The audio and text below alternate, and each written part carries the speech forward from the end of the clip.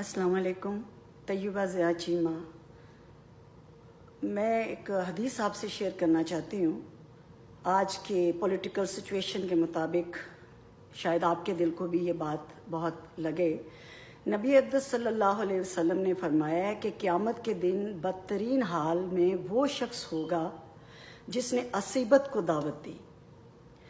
जुल्म के मामले में कौम या लीडर का साथ देने को असीबत कहते हैं। जो शख्स किसी नाजायज़ मामले में अपनी कौम या लीडर की मदद करता है तो उसकी मिसाल नबी अक़दस सल्लल्लाहु अलैहि वसल्लम ने ऐसे दी है कि जैसे ऊँट कुएं में गिर रहा हो तो ये शख्स भी उसकी दुम पकड़कर लटक गया हो और ये शख्स भी उसके साथ जा गिरा। बेजा हमायत को नबी अक़दस सल्लल्लाहु अलैहि वसल्लम ने हलाकत कहा है। बेजा हमायत हलाकत है। हुज़ूर ने फरमाया वो शख्स हम में से नहीं है जो असीबत को दावत दे, यानी अपनी कौम या लीडर की बेजा हमायत करे, वो हलाकत में है। आज आप सिचुएशन देखें, हमेशा से ही ऐसी रही है। ख़ास तौर पे पाकिस्तान में शख्सियत परस्ती का मरज़ कैंसर की तरह है। इसका कोई ये लाइलाज मरज़ है। शख्सियत परस्ती ये शिर्क की हद तक होता है। ये मजहबी रहनुमा से हो या सियासी कायद से रहनुमा से हो, अगर ये ठान ली कि उसकी हर गलत और सही बात को कि हमने हमायत ही करनी है, उसके लिए हमने लड़ना मरना है, बहसें करनी है, भले हमारे खूनी रिश्ते नाराज़ हो जाएं, हमारे दोस्त अहबाब हमसे छूट जाएं, लेकिन हमने अपने लीडर अपने कायद की बेजा हमायत भी करनी है, तो इसको नबी अक़दस सल्लल्लाहु अलैहि वसल्लम ने असीबत कहा है और हलाकत कहा है और इस पे लानत भेजी। तो खुदारा कुछ होश करें, शख्सियत परस्ती से निकल आएं। जो हमारे सियासी और मजहबी कायदीन ने अच्छे काम किए हैं वो भी सबको नज़र आते हैं, तो उनकी तारीफ़ करें।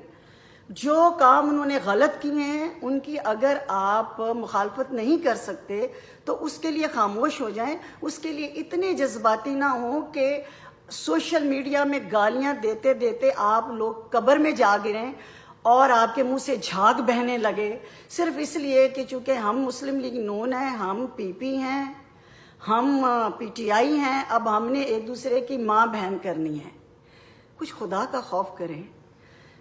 पाकिस्तानी जो हकीकी असल मुहिब्बे वतन पाकिस्तानी जो है ना, वो असीबत को दावत नहीं देता।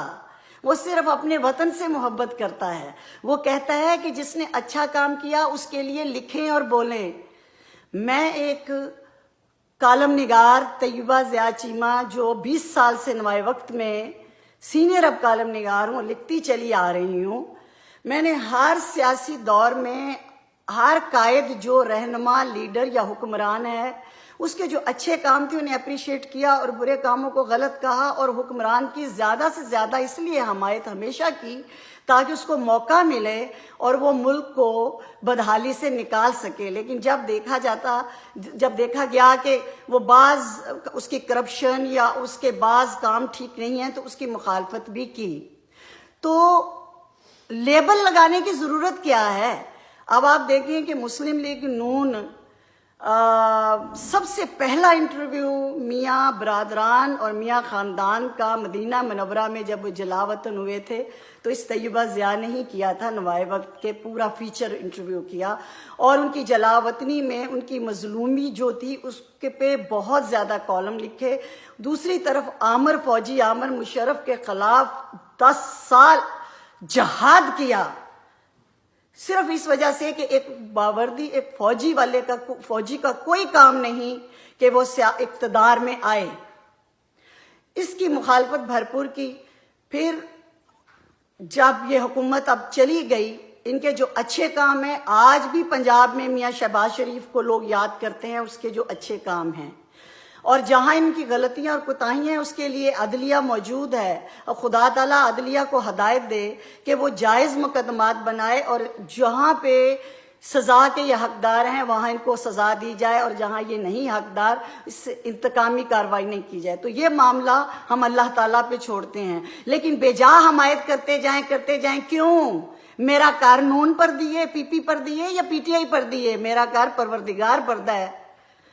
اور یہ اپنی ہم محنت کا کھاتے ہیں، تو کیا ضرورت ہے بے جا حمایت کر کے ایک دوسرے کے لیے نفرتیں پیدا کرنے کی؟ خدا کا خوف کریں، اس کو شخصیت پرستی کہتے ہیں۔ یہ کسی پیر کے ساتھ ہو یا کسی لیڈر یا قائد کے ساتھ، یہ شخصیت پرستی آپ کو دنیا میں بھی ڈبوتی ہے اور آخرت میں بھی۔ اور پھر آپ یہ خواہش کرتے ہیں کہ نہیں ہمارے لیڈر کے حق میں لکھا جائے، فلانا کہتا ہے کہ جی میرے عمران خان کے حق میں لکھا جائے، نواز شریف کے حق میں۔ کیوں جی؟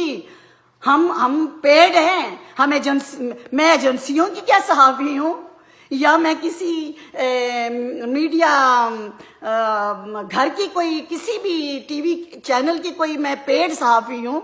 میں آزاد ایک جہاد کرنے والی عورت ہوں، اور ہمیشہ میں نے مسلم لیگ نون کو جہاں سپورٹ کرنا تھا کیا، جہاں میں نے نہیں سپورٹ کرنا وہاں کو مائکا لال مجھے مجبور نہیں کر سکتا۔